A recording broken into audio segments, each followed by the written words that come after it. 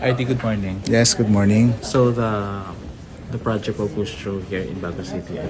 Yes, in collaboration with Dr. City Mayor, so they agree on the donation of lot for the head for the PNP.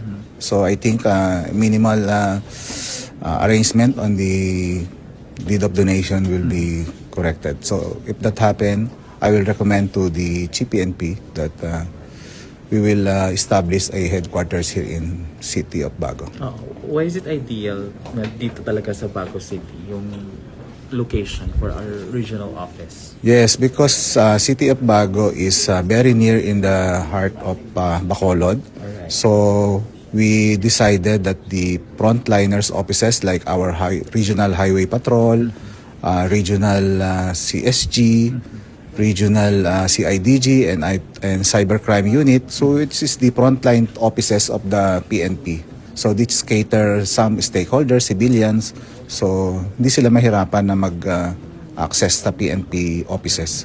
RD, how's the collaboration with the LGU of Bago? Kumusta po yun? Is it smooth? Ano ba? Yes, the City of Bago is very cooperative, so they are very generous actually, so for donating that lot. So that will be an advantage to the PNP. So we will cooperate.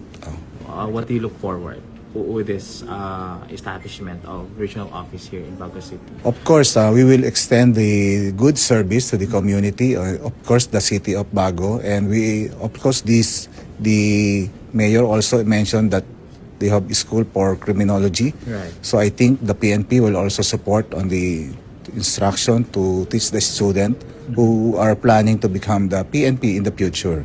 So that is a very good collaboration with the City of Bago. And we look forward for many more partnerships and collaborations with the LGU, sir.